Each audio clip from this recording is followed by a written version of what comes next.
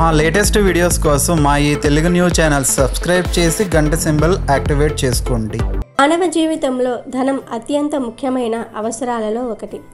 ఈ ధనాన్ని సంపాదించడానికి మనిషి నిరంతరం కష్టపడతాడు, శ్రమిస్తాడు. జీవితంలో ఎదురయ్యే ఆర్థిక కష్టాల నుంచి బయటపడడానికి, ఐశ్వర్యాన్ని పొందడానికి, సుఖ సంతోషాలతో జీవించడానికి అనేక రకాల పరిహారాలను ఆశ్రయిస్తూ ఉంటాడు. ఈ పరిహారాలు చేసే విషయంలో ప్రకృతి మనకు గొప్ప సహాయాన్ని అందిస్తుంది. ప్రకృతి ప్రసాదించిన ఎన్నో మొక్కలలో ఔషధ గుణాలతో పాటు మన సమస్యలకు పరిష్కారాలను చూపే అపారమైన శక్తులు, ఆధ్యాత్మిక ప్రాధాన్యతలు దాగి ఉన్నాయి. అలాంటి ప్రకృతి సిద్ధమైన అత్యంత పవిత్రమైన మరియు శక్తివంతమైన ఈ చెట్టుతో ఈ పరిహారాలు చేస్తే చాలా అద్భుతమైన ఫలితాలు వస్తాయి. కేవలం 24 గంటల్లో మీ సుడి తిరిగిపోతుంది. మీకు ఉండే సమస్యలు, కష్టాలు పోతాయి. ధన సమస్యలు పూర్తిగా పోయి విపరీత ధనలాభం కలుగుతుంది. మరి ఇంతకీ ఆ చెట్టు ఏమిటి? ఆ చెట్టుతో ఏం చేస్తే మీ సుడి తిరిగి కోటీశ్వరులుగా మారిపోతారు అనే విషయాన్ని ఇప్పుడు మనం ఈ వీడియోలో వివరంగా తెలుసుకుందాం. ఫ్రెండ్స్, వీడియో చూసే ముందు కామెంట్ బాక్స్లో శ్రీమాత్రే నమః అని కామెంట్ చేయండి. అలాగే ఈ వీడియోకి ఒక లైక్ కొట్టి మన ఛానల్ని సబ్స్క్రైబ్ చేసుకోవటం అస్సలు మర్చిపోవద్దు. ఇంటి చుట్టూ చాలా రకాల చెట్లు, మొక్కలు కనిపిస్తూ ఉంటాయి. వాటిల్లో కొన్ని మొక్కలు మన సమస్యలను తొలగించడానికి ఉపయోగపడుతూ ఉంటాయి. కానీ ఆ విషయం చాలామందికి తెలియదు. కొన్ని మొక్కలు చాలా అద్భుత శక్తులను కలిగి ఉంటాయి. ఆ మొక్కలు మన కష్టాలను తొలగించి మన జీవితాన్ని అద్భుతంగా మార్చేస్తాయి. ఈ మొక్కలతో మనకు ఉండే సమస్యలను, కష్టాలను, బాధలను, ధన సమస్యలను తొలగించుకోవచ్చు. ధనవంతులమవ్వవచ్చు. జీవితంలో ఎదురయ్యే సమస్యలను తొలగించుకోవచ్చు. అలాంటి మొక్కలలో ఒక మొక్కే ఇది. మరి ఇంతకీ ఆ మొక్క ఏమిటి అంటే రావి మొక్క. రావి చెట్టుని సంస్కృతంలో అశ్వత్థ వృక్షం అని పిలుస్తారు. హిందూ, బౌద్ధ మరియు జైన మతాలలో అత్యంత పవిత్రమైన వృక్షాలుగా కొలుస్తారు రావి చెట్టుని. దీనిని సాధారణంగా దేవాలయాల ప్రాంగణాలలో, నదుల ఒడ్డున, గ్రామాలలో, పూజా స్థలాల వద్ద నాటుతూ ఉంటారు. రావి చెట్టుకు భారతీయ సంస్కృతిలో, ఆధ్యాత్మికతలో ముఖ్యమైన స్థానం ఉంది. ఎందుకంటే రావి చెట్టు మూలంలో బ్రహ్మదేవుడు, మధ్యలో విష్ణుమూర్తి, అగ్రభాగంలో శివుడు నివసిస్తారని శాస్త్రాలే చెప్తూ ఉన్నాయి. అందుకే రావి చెట్టును త్రిమూర్తుల స్వరూపంగా భావించి పూజిస్తారు. దీనిని పూజించడం ద్వారా సకల దేవతలను పూజించిన ఫలితం లభిస్తుందని చెప్తూ ఉంటారు. ముఖ్యంగా శనివారం నాడు రావి చెట్టు మూలంలో లక్ష్మీదేవి నివసిస్తుందని, ఈ రోజున రావి చెట్టును పూజిస్తే లక్ష్మీ కటాక్షం లభిస్తుందని ప్రబలమైన నమ్మకం ఉంది. శనివారం అమావాస్య కలిసి వచ్చిన రోజున రావి చెట్టును పూజిస్తే ఆర్థిక సమస్యలన్నీ కూడా తొలగిపోతాయి. అంతులేని ఐశ్వర్యం ప్రాప్తిస్తుందని పురాణాలు చెప్తూ ఉన్నాయి. అంతేకాదు బౌద్ధ మతంలో రావి చెట్టుకు అత్యున్నత స్థానం ఉంది. గౌతమ బుద్ధుడు జ్ఞానోదయం పొందింది రావి చెట్టు కిందే కాబట్టి దీనిని బోధి వృక్షం అని కూడా పిలుస్తారు. అందుకే ఇది జ్ఞానము, ఆధ్యాత్మిక పరివర్తనకు ప్రతీక. రావి చెట్టును పితృదేవతలకు ప్రీతికరమైనదిగా కూడా భావిస్తూ ఉంటారు. పితృతర్పణాలు, శ్రాద్ధ కర్మలు చేసేటప్పుడు రావి చెట్టు దగ్గర చేయటం వల్ల పూర్వీకుల ఆత్మలకు శాంతి లభిస్తుందని, వారి ఆశీస్సులు లభిస్తాయని నమ్ముతూ ఉంటారు. అలాగే రావి చెట్టుకు నవగ్రహాలను నియంత్రించే శక్తి ఉందని, దీనిని పూజించడం ద్వారా గ్రహదోషాలు, ముఖ్యంగా శని దోషాలు తొలగిపోతాయని జ్యోతిష శాస్త్రం చెప్తుంది. ఆధ్యాత్మికంగానే కాకుండా రావి చెట్టుకు శాస్త్రీయంగా కూడా ప్రాముఖ్యత ఉంది. ఇది పగటిపూట అత్యధిక మొత్తంలో ఆక్సిజన్ను విడుదల చేస్తుంది, వాతావరణాన్ని శుద్ధి చేస్తుంది. దీని గాలి పీల్చటం ఆరోగ్యానికి మంచిదని, అనేక రోగాలను నయం చేస్తుందని ఆయుర్వేదం చెప్తుంది. అయితే ఆరోగ్యపరంగానే కాదు, ఆధ్యాత్మిక పరంగా, పరిహారాల పరంగా కూడా రావి చెట్టుకు ఎంతో ప్రాధాన్యత ఉంది. ఎవరైతే శని, రాహు, కేతు దోషాలతో బాధపడుతూ ఉన్నారో వారు రావి చెట్టుకు పచ్చిపాలు, బెల్లము కలిపిన నీటిని సమర్పించటం ద్వారా గృహదోషాలు పోతాయి. ముఖ్యంగా శని, రాహు, కేతువుల వల్ల కలిగే దోషాలు తగ్గుతాయి అని పరిహార శాస్త్రం చెప్తుంది. రావి చెట్టుతో చేసే పరిహారాలు అత్యంత పవిత్రమైనవి, శక్తివంతమైనవి. వీటిని నిష్ఠగా, నియమబద్ధంగా చేయటం ద్వారానే సంపూర్ణ ఫలితాలు లభిస్తాయి. రావి చెట్టు దగ్గర పరిహారాలు చేసేటప్పుడు ఎప్పుడూ స్నానం చేసి శుభ్రమైన వస్త్రాలు ధరించి శుచిగా ఉండాలి. అపరిశుభ్రమైన స్థితిలో రావి చెట్టును తాకటం లేదా పూజించటం అశుభం. అంటే నెలసరి సమయంలో స్త్రీలు ఈ పరిహారాలు చేయకూడదు, రావి చెట్టు దగ్గరకు కూడా వెళ్ళకూడదు. రావి చెట్టును దేవతా స్వరూపంగా భావిస్తారు. కాబట్టి దానిని గౌరవించాలి. ఎట్టి పరిస్థితుల్లోనూ దానికి హాని కలిగించకూడదు. ఆకులు కోయటం లేదా కొమ్మలు విరవటం చేయకూడదు. ఎప్పుడైనా ఆకులతో పరిహారాలు చేస్తే రాలిన ఆకులను మాత్రమే పరిహారాలకు ఉపయోగించుకోవాలి. రావి చెట్టు దగ్గర పరిహారాలు చేసేటప్పుడు సమయ పాలన చాలా ముఖ్యం. ముఖ్యంగా శనివారం రోజు సాయంత్రం సమయంలోనే రావి చెట్టు దగ్గరకు వెళ్ళాలి. ఆ సమయంలో పరిహారాలు చేస్తేనే ఫలితాలు వస్తాయి. రావి చెట్టు భారతీయ సంస్కృతిలో ఒక పవిత్రమైన శక్తివంతమైన వృక్షం. దీనిని పూజించటం ద్వారా కేవలం పుణ్యమే కాకుండా అనేక లౌకిక మరియు ఆధ్యాత్మిక ప్రయోజనాలను పొందవచ్చునని పురాణాలు, జ్యోతిష్య శాస్త్రం మరియు తాంత్రిక సాంప్రదాయాలు తెలుపుతూ ఉన్నాయి. ఆర్థిక కష్టాల నుండి బయటపడడానికి, ఐశ్వర్యాన్ని పొందడానికి, కుటుంబంలో సుఖ సంతోషాలను నెలకొల్పడానికి, గ్రహ దోషాలను నివారించుకోవడానికి రావి చెట్టుతో చేసే పరిహారాలు ఎంతో సహాయపడతాయని నమ్మకం. ప్రత్యేకంగా రావి చెట్టు కాయలతో ఒక చిన్న పరిహారం చేస్తే చాలు, తరతరాలు కూర్చొని తిన్నా తరగని ఆస్తిని పొంది కష్టాలన్నీ తొలగిపోయి ఐశ్వర్యం సిద్ధించి జీవితం సుసంపన్నమవుతుందని, కేవలం 24 గంటల్లో మీ సుడి తిరిగిపోతుందని పరిహార శాస్త్రం ప్రబోధిస్తుంది. రావి చెట్టు కాయలతో చేసే పరిహారాల గురించి పరిహార శాస్త్రంలో ఉంది. ముఖ్యంగా సంతాన ప్రాప్తి కలగాలని కోరుకునేవారు రావి చెట్టు కాయలను, ఎండిన వాటిని సేకరించి వాటిని పాలల్లో కలిపి సేవించటం వల్ల సంతానం కలుగుతుంది.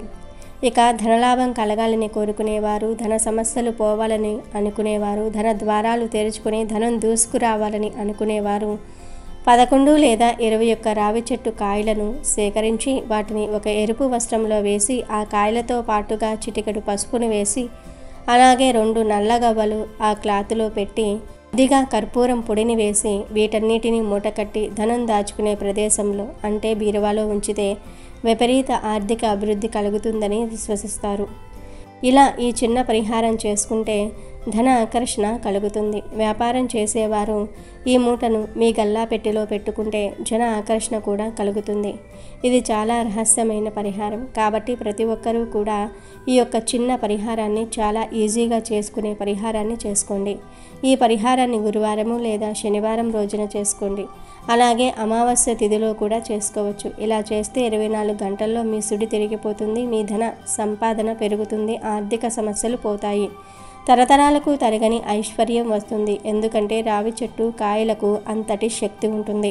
వీటికి పరిహార శాస్త్రంలో ఎంతో ప్రాధాన్యతను ఇచ్చారు. రావి కాయలు చూడడానికి చిన్నవిగా ఉంటాయి కానీ చాలా మంచి ఫలితాలను తెచ్చిపెడతాయి. కనుక మీరు కూడా రావి చెట్టు కాయలతో ఈ పరిహారం చేసి శుభ ఫలితాలను పొందండి. ఎన్ని లక్షల అప్పులు ఉన్నా ఈ నియమాలు పాటిస్తే వారం రోజుల్లో ఆ అప్పు తీరిపోతుంది అని శాస్త్రాలు చెప్తూ ఉన్నాయి. ప్రతి ఒక్కరికి డబ్బు సమస్యలు ఉంటాయి. కొంతమంది అప్పులు చేసి అప్పుల సమస్యలతో విపరీతంగా బాధపడతారు. మీకు కూడా ధన సమస్యలు, ఆర్థిక సమస్యలు, అప్పుల సమస్యలు ఉన్నాయా? అయితే మీ జీవితంలో ఉన్న ధనపరమైన సమస్యలన్నీ కూడా తీరిపోయి మీ ఇల్లంతా అష్టైశ్వర్యాలతో నిండిపోవాలి అంటే ఇప్పుడు చెప్పుకోబోయే కొన్ని శక్తివంతమైన పరిహారాలను చేసి చూడండి. వారం రోజుల్లోనే ధనపరమైన సమస్యలన్నీ కూడా తీరిపోతాయి, అప్పులన్నీ కూడా తీరిపోతాయి. కటిక పేదవాడైనా సరే ఖచ్చితంగా ధనవంతుడు అవుతాడు. ఫ్రెండ్స్, శాస్త్రంలో చెప్పబడిన కొన్ని శక్తివంతమైన లక్ష్మీ బీజ పరిహారాల గురించి ఈ వీడియోలో మనం తెలుసుకుందాము. ఇక విషయంలోనికి వస్తే అప్పులు తీరాలి అంటే ఫస్ట్ పొద్దెక్కే వరకు ఇంటి యజమాని నిద్రపోకూడదు. అలా నిద్రపోతే సూర్యుని మొహాన నీళ్లు చల్లినట్లు అవుతుంది. అలా పొద్దెక్కే వరకు ఇంటి యజమాని నిద్రిస్తే సూర్యుడి అనుగ్రహం లభించదు. సూర్య అనుగ్రహం లేకపోతే అప్పులు తీరవు. కనుక మీరు ప్రతిరోజు ఉదయం త్వరగా నిద్రలేవటం అలవాటు చేసుకోండి. ఖచ్చితంగా వారం రోజుల్లోనే మీకు మార్పు అనేది తెలుస్తుంది. అప్పులు తీరే మార్గాలు తెలుస్తాయి. అప్పులు తీరాలన్నా, ఆర్థిక సమస్యలు తొలగాలన్నా చేయాల్సిన రెండవ పని ఏమిటి అంటే నిద్ర లేవగానే ఆ దుప్పటిని విదిలించి మడవాలి. లేదంటే దరిద్ర దేవత ఆసనంగా అక్కడ కూర్చుంటుంది. దరిద్ర దేవత ఉంటే అప్పులు తీరవు. కనుక నిద్రలేవగానే ఆ దుప్పటిని చక్కగా మడతపెట్టి సర్దుకోవాలి. మూడవది, ఇంట్లో ఆడవారు మాసిన బట్టలు ఉతకగానే స్నానం చేయాలి.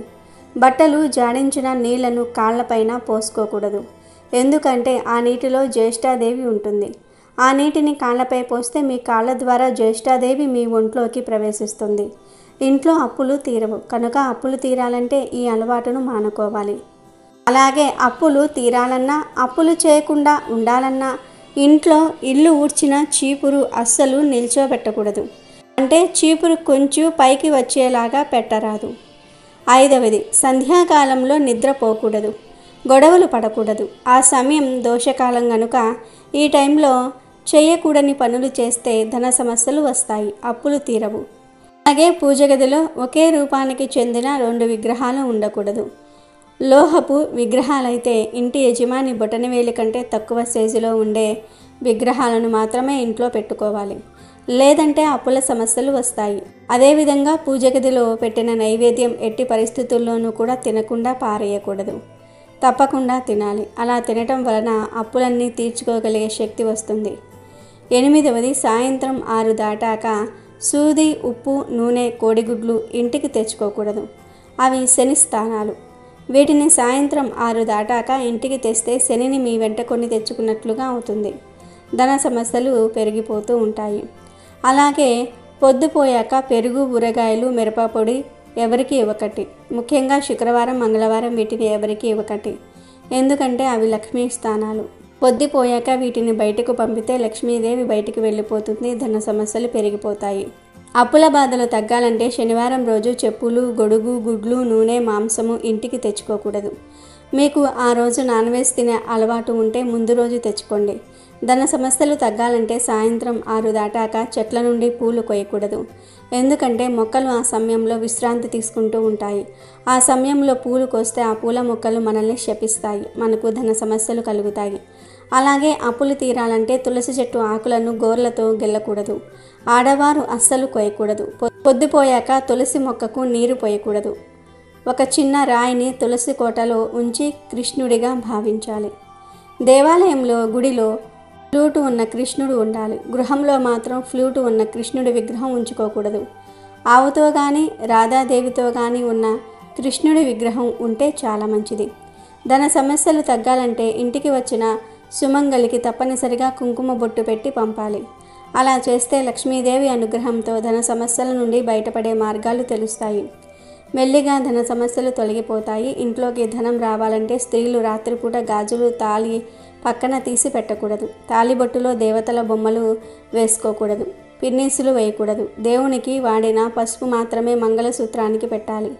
ఇంట్లో శుభాలు జరగాలంటే ఆడవారు అపశకునాలు మాట్లాడకూడదు. తదాస్తు దేవతలు మన భుజాలపైనే ఉంటారు. ధన సమస్యలు పోవాలంటే స్త్రీలు వారానికి ఒక్కసారి ఇల్లు తుడిచే నీటిలో ఉప్పు వేసి క్లీన్ చేసుకోవాలి. డబ్బు, నగలు పెట్టే బీరువాకు అద్దం ఉండకూడదు. అందులో ముఖం చూసుకోవటం, తల దువ్వుకోవటం లాంటివి చేస్తే డబ్బు అస్సలు నిలవదు. అప్పులు తీరనే తీరవు. దరిద్రం రాకుండా ఉండాలంటే విడిచిన బట్టలు కాలితో తొక్కకూడదు. స్నానం చేసి తుడుచుకున్న టవల్ను ఇంటి తలుపుపై వేయకూడదు. ఇలా చేస్తే దరిద్రం పడుతుంది. ఇంట్లో ధన సమయాలు రాకుండా ఉండాలంటే, ఉన్న సమస్యలు పోవాలంటే ప్రతిరోజు ఇంట్లో దీపారాధన చేయటం అలవాటు చేసుకోవాలి. వారానికి ఒక్కసారైనా గడపకు పసుపు రాసి కుంకుమ బొట్టు పెట్టాలి. లక్ష్మీదేవి ఇంట్లో నిలవాలంటే ఉదయం లేవగానే ముఖాన్ని అద్దంలో చూసుకోకూడదు. ధనలాభం కలగాలంటే భోజనం చేస్తున్న సమయంలో ఎవరినీ తిట్టకూడదు. స్నానం చేసి విడిచిన బట్టలను మళ్ళీ వేసుకోకూడదు. ఎప్పుడూ ఉతికిన వస్త్రాలనే ధరించాలి. ఇంట్లోకి దరిద్రదేవత రాకుండా ఉండాలంటే మంగళవారం, శుక్రవారం గోర్లు కత్తిరించుకోకూడదు. ఎవరికీ కూడా వెండి వస్తువులు బహుమతులుగా ఇవ్వకూడదు. ఎవరైనా మనకు ఇచ్చినా తీసుకోకూడదు. లక్ష్మీదేవి అనుగ్రహంతో అప్పులు త్వరగా తీరాలంటే ఇంటి గుమ్మం ముందు చెప్పులు ఉండకూడదు. కొంచెం దూరంగా ఉండాలి. ఎందుకంటే లక్ష్మీదేవి మన గుమ్మం నుండి ఇంట్లోకి వస్తుంది. ఆ సమయంలో ఇంటి ముందు చెప్పులు ఉంటే లక్ష్మీదేవికి కోపం వస్తుంది. అందుకే గుమ్మానికి ఎదురుగా అస్సలు చెప్పులు ఉండకూడదు. ఆస్తులు పెరగాలంటే సంపాదించిన డబ్బును కానీ, వ్యాపారంలో వచ్చే ధనాన్ని కానీ దాచి బీరువాలో పెట్టకూడదు. ముందు ఉప్పు కుండలో పెట్టిన తర్వాత బీరువాలో పెట్టుకోవాలి. జీతం రాగానే ఆ డబ్బుతో ముందు శుక్రవారం నాడు ఉప్పు కొనాలి. ఇలా చేస్తే ధనం ఇంట్లో నిలుస్తుంది, అప్పులు తీరిపోతాయి. అప్పుల సమస్యలు రాకుండా ఉండాలంటే అమావాస్య నాడు తలకు నూనె పెట్టకూడదు. శుక్రవారం పూట స్త్రీలు తలస్నానం చేయకూడదు. ఈ నియమాలను పాటిస్తే మీకు ఎన్ని లక్షల అప్పులు ఉన్నా, ఎన్ని కోట్ల అప్పులు ఉన్నా వారం రోజుల్లోనే తీరిపోతాయి. అంటే వెంటనే తీరిపోతాయని కాదు, అప్పుల నుండి బయటపడే మార్గాలు తెలుస్తాయి. నిదానంగా మీకు మీరే అప్పులన్నీ కూడా తీర్చేసుకోగలుగుతారు. మా వీడియో నచ్చినట్లయితే లైక్ చేయండి, షేర్ చేయండి. అలాగే మా ఛానల్ని కూడా సబ్స్క్రైబ్ చేసి గంట సింబల్ను యాక్టివేట్ చేసుకోండి.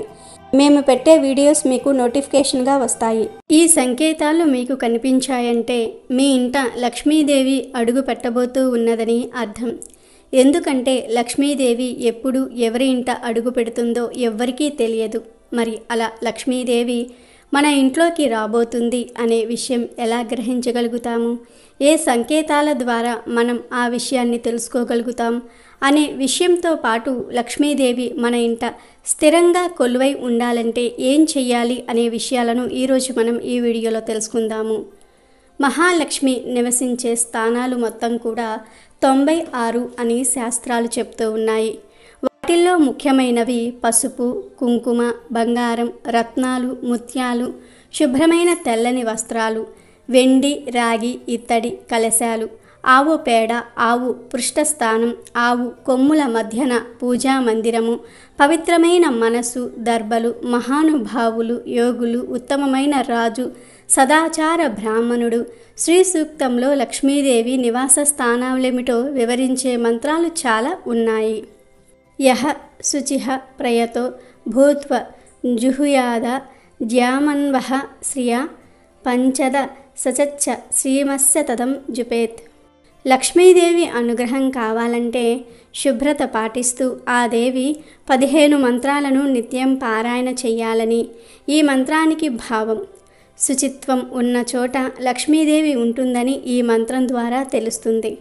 లక్ష్మి అంటే లౌకిక వ్యవహారాల్లో ఉపయోగించే ధనం మాత్రమే కాదు, ఆరోగ్యం కూడా ధనమే. ఇక మన ఇళ్లల్లో లక్ష్మీదేవి స్థిరంగా ఉండాలంటే ఏం చేయాలో శాస్త్రాలు కొన్ని విషయాలు వివరించాయి. అవి ఏమిటంటే, ముగ్గు వేసిన వాకిలి గుండా లక్ష్మీదేవి ఇంట్లోకి ప్రవేశిస్తుంది. అందుకే తెల్లవారుజామునే వాకిలి ఊడ్చి ముగ్గులు పెట్టాలి. అందమైన ముగ్గు, శుభ్రమైన వాకిలి లక్ష్మికి స్వాగతం పలుకుతాయి. ఇంటి ఇల్లాలు గట్టిగా గొంతు పెట్టి మాట్లాడడం, నట్టింట్లో చెడు మాటలు, చెడు తిట్లు తిట్టడం వంటివి చేయకూడదు. ఎక్కడైతే భార్యాభర్తలు నిరంతరము తగులాడుకుంటూ ఉంటారో, ఏ ఇంట్లో ఇల్లాలు అసంతృప్తిగా ఉంటుందో ఆ ఇంట్లో లక్ష్మీదేవి ప్రవేశించదు. అబద్ధాలు చెప్పేవాళ్ళు, ఇరు సంధ్యలలో భుజించేవారు, నిద్రించేవారు, బద్ధకస్తులు ఎక్కడ ఉంటారో అక్కడ లక్ష్మి ఉండదు. ఉదయము, సాయంత్రము, సంధ్యల్లో తప్పనిసరిగా దీపం వెలిగించాలి. ఇంట్లోని దేవతా మందిరంలో ప్రధాన ద్వారం వద్ద తప్పనిసరిగా సంధ్యాదీపం పెట్టాలి. ఇలాంటి ఇళ్లల్లో లక్ష్మి శాశ్వతంగా నివాసం ఉంటుంది. అతిగా మాట్లాడేవారు, గురువులను, పెద్దలను అగౌరవపరిచేవారు, జూదరులు, అతి నిద్రాలోలురు, అపరిశుభ్రంగా ఉండేవారు ఉన్న చోట లక్ష్మీదేవి ఉండదు. శంఖధ్వని వినిపించని చోట, తులసిని పూజించని చోట, దేవతలను అర్చించని చోట, బ్రహ్మదేవతలు అతిథులకు భోజన సత్కారాలు జరగని చోట లక్ష్మీదేవి నివసించదు. చిల్లర పైసలు, అన్నము, పువ్వులను నిర్లక్ష్యంగా పడేసేవారి దగ్గర లక్ష్మి చేరదు. భక్తులను హింసించేవారు, నిందించేవారు ఉన్న చోట కూడా లక్ష్మీదేవి నివాసం ఉండదు. మరి ఇలాంటి పనులు చేయకుండా జాగ్రత్తపడి లక్ష్మీదేవి మన ఇంట ఉండేలాగా మనమే చేసుకోవాలి. లక్ష్మీదేవి మన ఇంట్లోకి వచ్చే ముందు కొన్ని సంకేతాలు వస్తాయని పెద్దలు చెప్తూ ఉన్నారు. జీవితంలోని అవసరాన్ని, ఆపదలను తొలగించుకోవాలన్నా, ఆనందంగా ఉండాలన్నా ధనం చాలా అవసరం. ఎందుకంటే అవసరాలకు చాలా ముఖ్యమైనది ధనం. కాబట్టి ఈ కాలంలో ఏ పని చేయాలన్నా, ఆరోగ్యంగా ఉండాలన్నా ధనం ఉండాలి. కొన్ని అవసరాలను ధనం తీర్చకపోయినా చాలా వరకు సమకూర్చుకునేది ధనమే. అందుకే చాలామంది సంపదను పెంచుకోవడానికి శ్రద్ధ చూపిస్తారు. అలాంటి సంపదకు కొరత లేకుండా ఉండాలంటే శుక్రవారం రోజు లక్ష్మీదేవిని పూజిస్తే మంచి ఫలితాలను పొందవచ్చు. అంతేకాకుండా ఉదయాన్నే వాకిట్లో ముగ్గు పెట్టే ఇల్లంటే లక్ష్మీదేవికి చాలా ఇష్టం. అలాంటి ఇంట్లో లక్ష్మి ఉంటుందని శాస్త్రాల్లో చెప్పబడుతుంది. గుమ్మంలో నుండి చూస్తే పెరట్లో తులసి మొక్క, అరటి చెట్టు కనిపిస్తే ఇక లక్ష్మీదేవి ఆ ఇంట్లో తప్పకుండా ఉంటుంది. కుటుంబ సభ్యులంతా సఖ్యతతో ప్రశాంతమైన ధర్మబద్ధమైన జీవితాన్ని గడుపుతూ ఉంటే లక్ష్మీదేవి అక్కడే స్థిర నివాసం చేస్తుందని ఆధ్యాత్మిక గ్రంథాలలో చెప్పబడింది. లక్ష్మీదేవి ఇంటికి రావాలని ప్రతి ఒక్కరూ భావిస్తూ ఉంటారు. అయితే శ్రీ మహాలక్ష్మి మీ ఇంటికి వచ్చే ముందు కొన్ని సంకేతాలు గోచరిస్తాయి. ఆ సంకేతాలను పసిగడితే డబ్బు అనగా లక్ష్మీదేవి మీ ఇంటికి వస్తుందని అర్థమైపోతుంది. కోయిల కూత. కోయిల కూత శుభ సూచకం. కోయిల కూత వినడానికి ఎంతో వినసొంపుగా ఉండి మనకు ప్రశాంతత చేకూరుస్తుంది. అంతేకాదు కోయిల చేసే ఈ శబ్దం ధనానికి సూచకంగా చెప్తారు. కోయిల కూసే దిశ ఆధారంగా శుభాశుభాలు నిర్ణయించటం జరుగుతుంది. కోయిల కూత ఉదయం పూట ఆగ్నేయ దిశ నుండి వినిపించినట్లయితే నష్టం జరుగుతుంది. అదే సాయంత్రం పూట వినిపిస్తే దానిని శుభసూచకంగా భావిస్తారు. మధ్యాహ్నం పూట కోయిల కూత వినిపిస్తే శుభం. ముఖ్యంగా మీరు ఏదైనా పని మీద వెళ్తూ ఉంటే కోయిల కూత వినిపిస్తే మంచి ప్రయోజనం ఉంటుంది. మామిడి చెట్టు మీద కూర్చుని కోయిల కూసినట్టు కనిపిస్తే లక్ష్మీదేవి ఆగమనాన్ని అది సూచిస్తుంది. చాలామంది బల్లి పడితే అశుభంగా భావిస్తూ ఉంటారు. అయితే బల్లి వలన కూడా శుభసూచికాలు ఉన్నాయని పెద్దలు అంటూ ఉన్నారు.